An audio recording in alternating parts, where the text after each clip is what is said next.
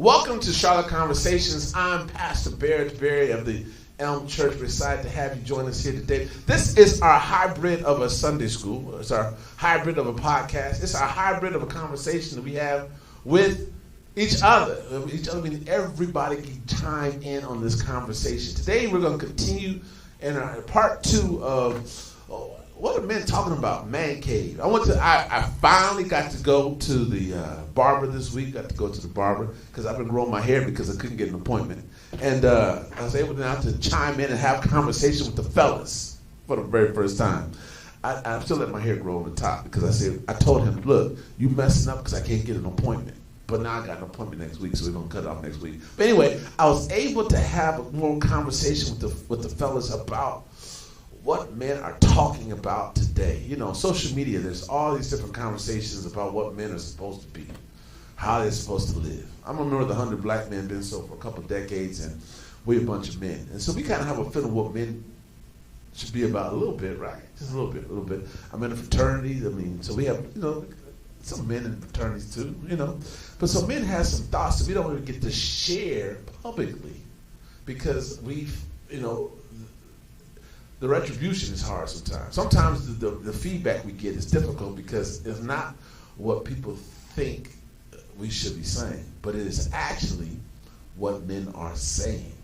So I thought to do service to the body of Christ, that we have a conversation, an open conversation, and today I'm going to put myself in a position to respond transparently and fearlessly because my Father's watching me. And just to lay out the truth as best I know it to be. Okay, is that all right? So let's go. Introduce yourself. Who are you? My name is Shanera Butler. I am from Myrtle Beach, South Carolina. I've been in Charlotte about 3 years. Currently a recruiter for children on the autism spectrum, or a recruiter for behavior technicians who work with children on the autism spectrum. Okay. All right. Well, you can recruit some kids too, I guess. I don't know. Absolutely. All right. Very good. So you're not a relationship expert. You're just At a all. sister who is courageous enough to fill that seat, and we thank you for that. You're welcome. So you represent all 15 million Black women in America. I'm just playing. I got it. Good job. So we're going to open up for questions towards the end. So feel free to get your questions ready, ladies and guys. Matter of fact, I'm going to turn to a couple of guys and ask them for their feedback on some of the things that are shared today. So what are some of the things, I was in the man cave, I was in the barber shop, and I heard what the fellas were talking about, but what's some of the things that are on the hearts and minds of women? I think kind of piggybacking off of what you said about sometimes men not being as comfortable sharing, I think what I would say is there's a lot on the hearts and minds of women. And a big, I think, question is, what do men think? And I think the follow-up to that is asking what makes a man feel safe enough to kind of share his thoughts with women. That's a good question. So we here at the Elm try to create a safe space. And so we reassure people continuously that however you're living your lifestyle, whatever's going on with you personally, individually, this is a safe place to be who you want to be. Because Jesus is the shaper and former of who we are. We are not in a position to judge. This is a judgeless place in our environment, a safe space. Men don't feel that it's a safe space all the time, that you can speak your mind freely without the abuse, right? Because we aren't tied to our emotions as much. We've been taught socially to be men don't cry. Men don't express emotions. Men don't do all these very things. And so we haven't had the opportunity to even practice it, let alone to express it. So the few times that we have tried, it has been like, you're never right. If you've ever been married before, one thing you will learn within the first 2 minutes is that you're not right. So you have to negotiate to understand how I can live without being right continuously, but still express myself. And I think it has to come with communication. It really breaks down to communication. Communication. we are not always going to agree, but this is my truth. And so you have to ask for the grace from the lady or ladies to give us this grace to express ourselves. We need a safe space to express ourselves without the fear or the concern of being attacked. Okay. Give us a safe space. And don't hold it against us. I mean, be Christ-like. That's be Christ-like. Go ahead. What else? What else you have? Okay. I think another thing that women often wonder is what makes a man want to transition from the dating stage to making it official in terms of a relationship, a title. That's a good question. I think not every man's the same, but I think speak for the majority. What I observed and my friends, you get to a place where you realize that getting to success and what you're trying to achieve, that dating takes away from the time that you can utilize to benefit to achieve your goals. Dating is expensive. That's one. Two, it takes a lot of time. That's two. Three, it's not as safe to play as it once was. I don't know when it was ever safe to play, but in my lifetime it hasn't been safe to play. So there's that danger. And when you really come to a place that, I hate for people to say this, my best friend said this to me when I was courting somebody. He says, and people don't like this word. They don't like this word. But he's very successful. He was the smartest guy in college, Phi Beta Sigma. He's the smartest guy that I know. He said, at one point, brother, you're going to have to settle. And settle to most people is a bad word. But he was saying is that you can continue to date forever. You can. And at some point, you've dated your wife. But at some point, you had to get off the wheel and just settle. She's here. And settling's not a bad thing, because what it is, you're choosing. And a lot of times people confuse settling for taking a step back. I'm not getting the best. No, actually what you're doing is you're choosing. And we have to get to a place of maturity where we say, I'm going to choose. Men have to get to a place where they decide to choose so they can advance themselves. I share with men all the time, and young guys all the time, name me a wealthy businessman, entrepreneur, wealthy businessman that is single. Not one that signed his contract. He was broke the day before, signed a contract. Now he bounces basketball. Not that type of brother. Name a brother, or even anybody, any man who is wealthy or successful in their own right that's single. And it's hard to find somebody who is single and successful. And so when they start putting into perspective that it's a benefit to have a mate, then that's when they decide to slow down and make a selection, and they choose. They settle on the one who's going to advance them. Men have to see an advantage in being in a relationship. Without seeing an advantage, if you can't add to me, then men don't see a reason to slow down. So you got to be able to add to them. Yeah, that makes sense. That definitely makes sense. Speaking on the choosing portion, I know that this generation is like wifey material. That's kind of the term.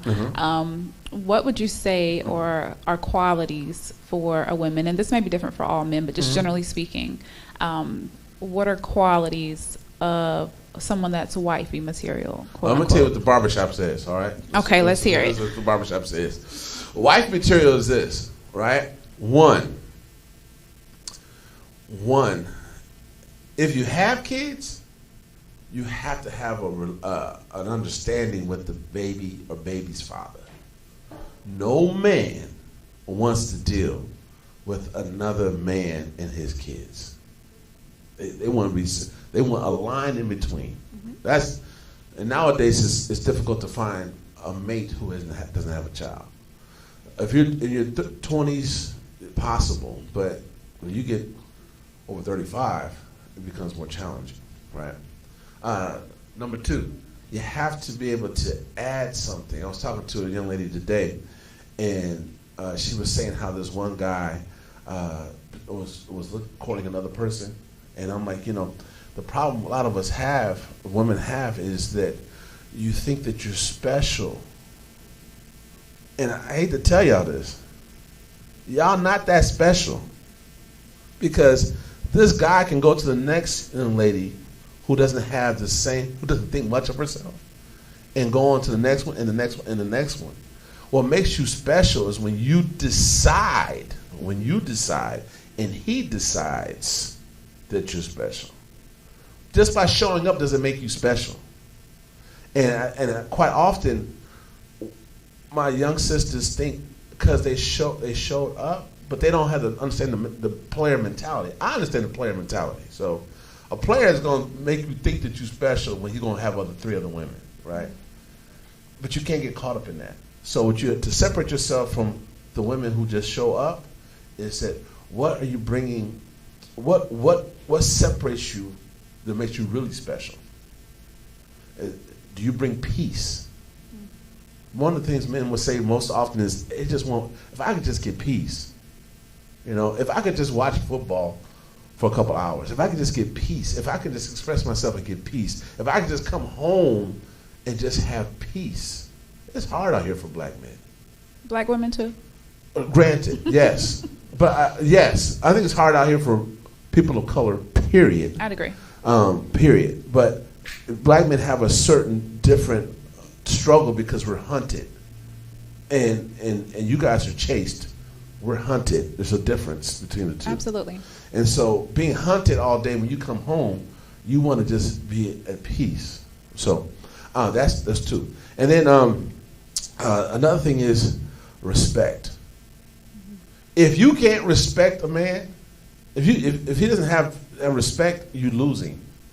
Men kill one another over the lack of respect. They back in the day, you step on somebody's shoe, that's a fight, right? When I went to the Million Man March for the first time, I stepped on somebody's shoe and there was no discussion. It was like, oh, what's up, brother? It's okay, brother. But before that could be an altercation.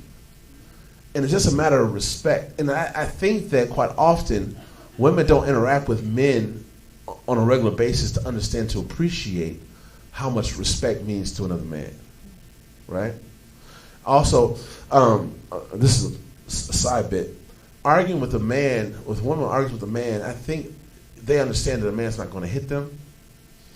But even in that arguing with a man, some men haven't come to a place to appreciate that form of, that's a disrespect to them. Mm-hmm. And women do it not understanding how that's disrespectful.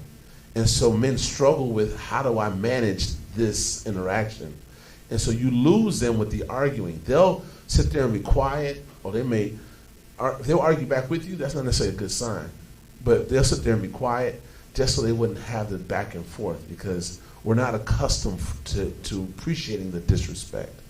So if a woman could just respect a man, there's a book out that we do a sermon series on men want respect, women want love, something like that type of book. Okay. And there's that separation that we have to really. If a man argues with another man, the likelihood that it may escalate to something physical is there. So men are socialized as, I'm not going to argue with you because it escalates. So men will find a way to either it's going to escalate, or we're going to shake hands and move on with it. When you're with a woman, it can't escalate. Right. So what he does is, since I can't escalate it to being physical, then I just disconnect. I may come home next day, but I've already disconnected because you disrespected me. Does that make sense? Yeah, absolutely. Totally. That makes sense. It's like a shutdown because it's no longer a safe space, I would assume. It's not a safe space. Okay. And it just, I was with I always digress, so never mind, don't. Okay.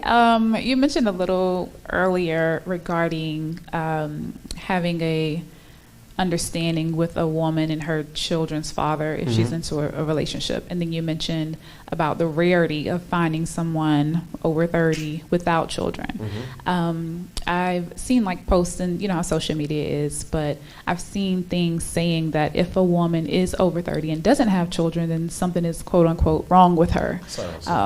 Yeah. What are your thoughts on that? No, you know, I have I worked in D.C., and in D.C., a lot of the sisters and people in general in D.C. are highly educated.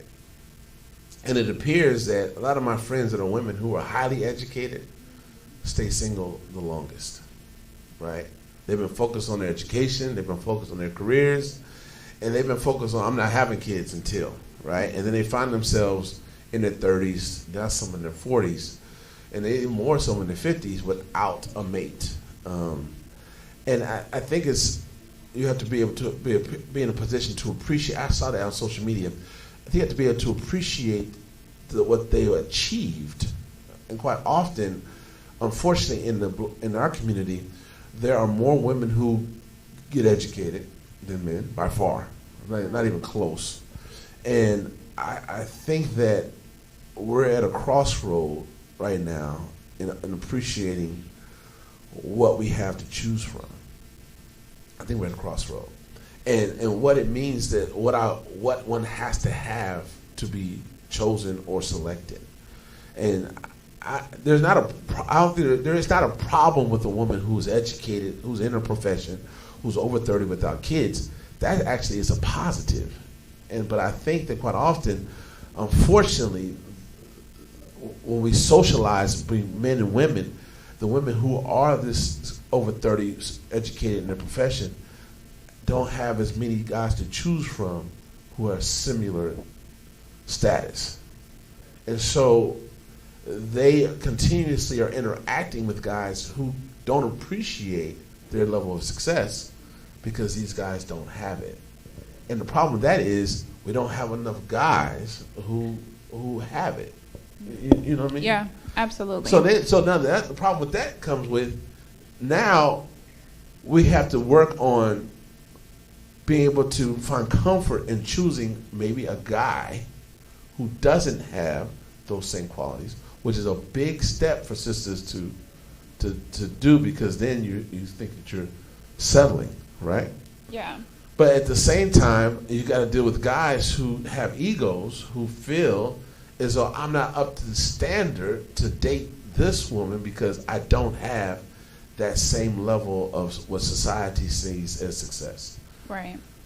And typically with education comes higher salary, so kind of pivoting onto that same point, generally speaking, what have you heard in terms of men that are in relationships with women that make more money than them? Now, how do they feel about that? That's good. Men don't like it. Generally speaking, men don't like it. It's just the reality. But now, this is where I think black people, forget all the other people, but black people got to deal with this because it's different for us. We have to come to an appreciation that the American dream that's been outlined for us was never really meant for us. You know what I'm saying? Yeah. And to achieve certain things, it takes a two-parent household, two parents with two incomes, with only two kids and maybe one dog to reach that so-called American dream. Mm-hmm. We don't get married like that at this rate right now. Matter of fact, we divorce at a little bit higher than everybody else. We get married later than everybody else. We our whole relationship makeup is different than any other ethnicity in America. And so we need to adjust how we view relationships, not from the lens of America, but the lens of the reality of being black in America. And we haven't done that quite yet. That's why social media is going off on all these different tangents, because they haven't adjusted to the fact, the reality of what we're dealing with as black people. We're in crisis right now. And so I think what I'm hearing from guys, you guys actually want a woman who is successful financially. It's just that they haven't, I hate to say mature, they haven't gone to a place that they can accept how the relationship plays out. Like, they feel as though women then have a domineering effect over them. And no man wants to be dominated by his lady when we're taught that we are to lead. And so there has to be a shift to take place. It's not happening at a fast enough rate because, when I went to undergrad, there was Spelman over there with over 3,000 women. You had Morehouse over here with a few less. You had Clark Atlanta, who was probably 10-1, and Morris Brown probably was the same. So reality numbers wise is like we have to shift in how we view our mates. And we can't let society dictate to us who our mate should look like. Because reality is, if a black woman is going to get married today, chances are she's not going to marry a man who is making more than her. That's how it's trending. It's not there yet, but that's how it's trending. Yeah. Today, still statistics say that black men make more money than black women, and white men make 30% more than black women. So it's still, that disparity is still there. But the reality of it is, I was talking to a pastor in New York, and he was talking about who the lawyers in his congregation. I went to law school too, and the lawyers in his congregation, the women work in corporations. They go to the office buildings and they go to work as lawyers like that. The guys hang their shingles and they work out of their own law office. So there's even a disparity in how that's a disparity in income, because if you're at the corporate office, you have a set salary. Right. If you hang your shingle, you have your hustle. And so I think that we as a people have to appreciate the differences we have socioeconomically as well, and what that means as far as who we select or how we select our mate. Yeah. Okay. Thank you for that. One other thing that I kind of want to ask about is, like, what are considered red flags? Like, I've heard also that if a woman has a large number of male friends or hangs around guys a lot, then that's a red flag. What have you heard about like that? I think red flags are red flags. Okay. And that is a red flag. But at the same time, red flags don't mean it's over.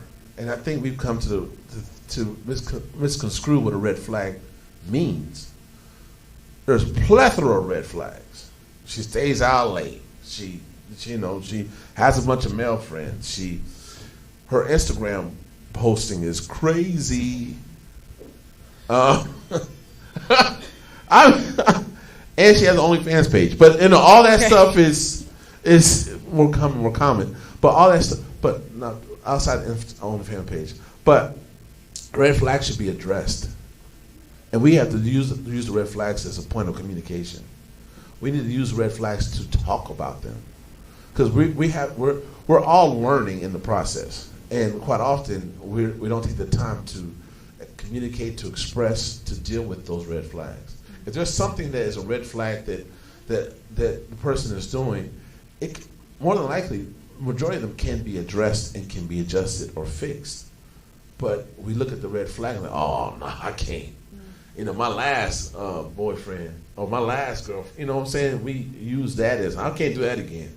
I'm never going to do that again. I'm not going to marry a woman with 4 kids. And not realizing that every individual situation is different. And these red flags can be adjusted or discussed and worked out. And if they can't, then the red flag is actually a nail in the coffin and you let it go. Okay. On the tip of like social media and OnlyFans pages and things of that sort, typically the women that are idolized are artificial or have had enhancements, I'll say. So I've heard, generally speaking, men say that they want something real, something natural, no weave, no makeup, but then again are idolizing the women that they see on social media with those things.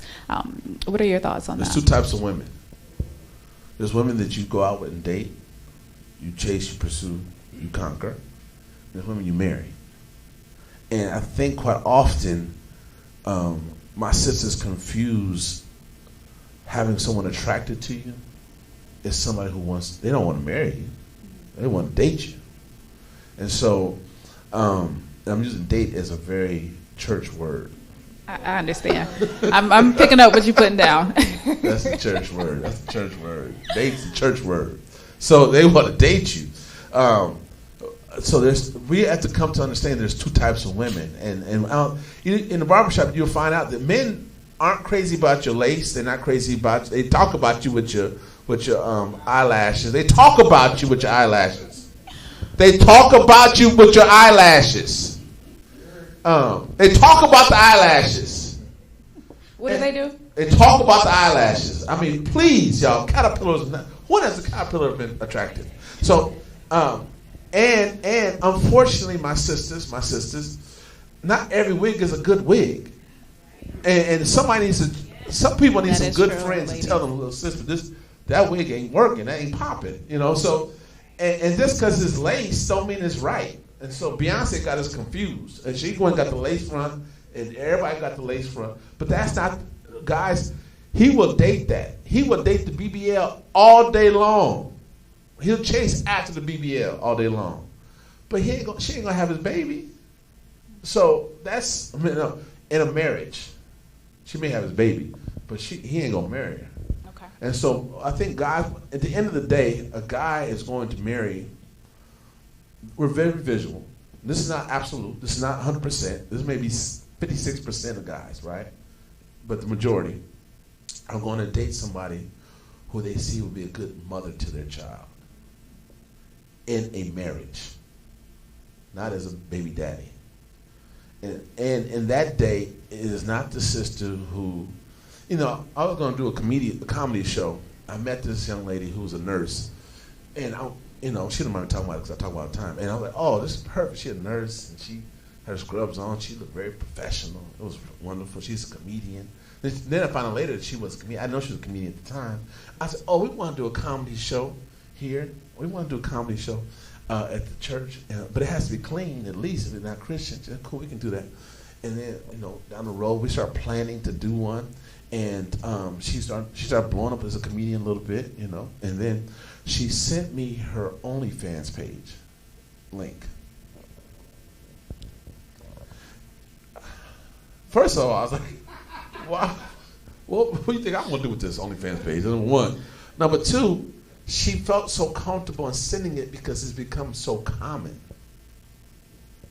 It's become so common to be ratchet. And because commonality of being ratchet has become so common that we confuse being ratchet as being attractive, and it's not attractive to be ratchet in somebody's wife, because you have to raise my kids. And so that's the difference we have out there. I think quite often I told somebody today, I told her, drink some water. I told her, drink some water. Was she thirsty? She was thirsty. Okay. Slow down. Stop being so thirsty. Drink some water.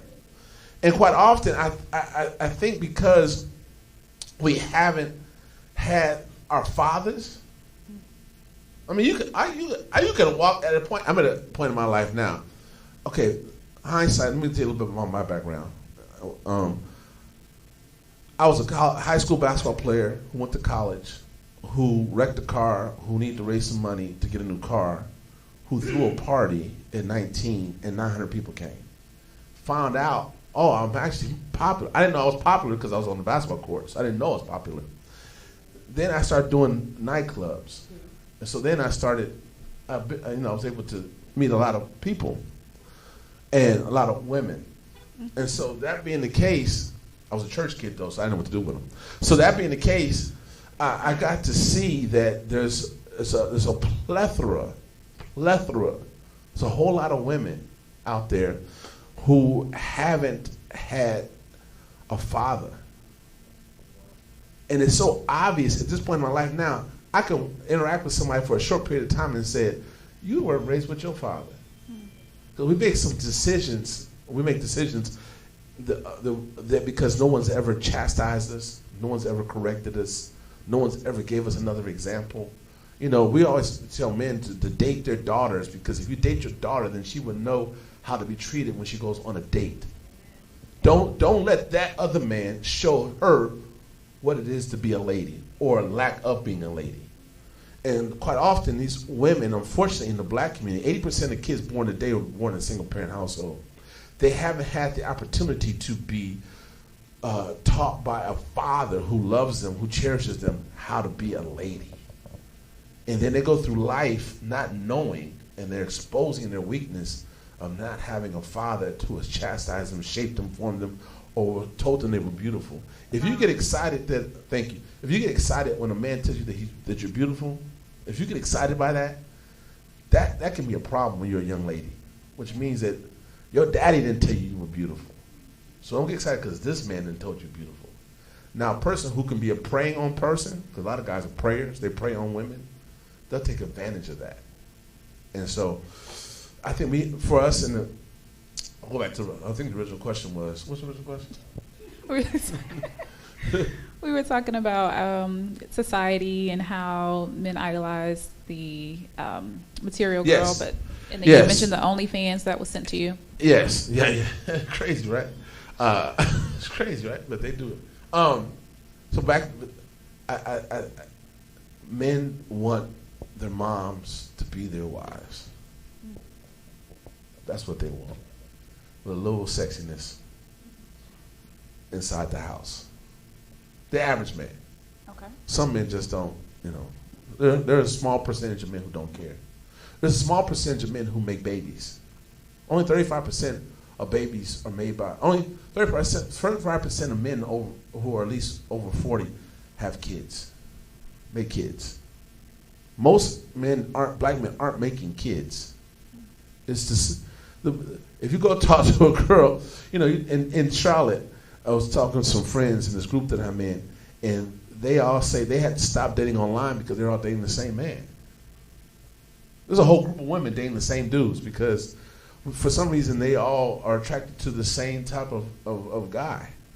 And I think use that as to our sexual prowess, our sexual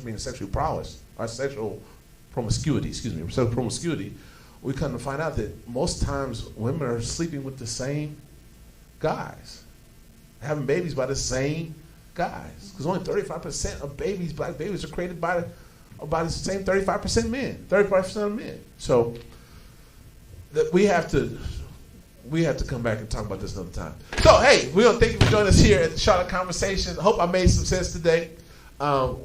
We as a black community, we are so, for being kidnapped and brought over here, we've come a long way. We've been very successful. No matter whatever everybody says about us as a people, we've done very well. And we continue to do very well. We continue to be very loving. We continue to, more, the society won't tell you this, but black men are taking care of their babies at the highest level that they've ever done before. More so than black men are more in their lives, more statistics say black men are more than kids' lives, more than any other ethnicity in America. But that's not how it's painted. We love our kids, and we love our women. We will defend our families like anybody else would defend their families, and even more so. And so we're not that far off from being successful as black people in America. We just have some things to get it right, to adjust it. Does that make sense? Absolutely. All right, thank you. Any final words you have to say? Go ahead. You say what you want to say. I just want to say thank you for the opportunity. I kind of just walked in and you presented an opportunity and I accepted it. So, and also thank you for your transparency in terms of what black men are thinking in your own personal experiences. Yeah. Oh, thank you. Thank you again for joining us. This is Pastor Barrett. This is Charlotte Conversations. We have a conversation every Sunday at 11 o'clock about a topic that's relevant to our community. We want to see us grow holistically. Here at the end, we work to empower your family, your faith, your fellowship, and your finances. And so whatever we do is around that genre, that goal, that objective. And we show a movie at 12 noon. We're doing it for the rest of, at least for the month of September. We did it all summer, but at least for the month of September, because there is a strike in Hollywood. And so the movies coming out kind of suck. So anyway, we're going to continue. Not this one. This one's going to be good. This is going to be a good movie today, but they did this a long time ago. So We're gonna try to figure out something for our movies because right now, yeah, it looks kind of sparse right now. So hope y'all like some Christian movies because we may put some Christian. About time we do some Christian movies. Somebody got on me before that we don't do enough Christian movies. Well, you're about to get a couple because there's nothing out there. All right, always remember this: we love you, and there's absolutely nothing you can do about it. Come back and join us again every Sunday at 11 o'clock. This is Pastor Barrett saying, peace.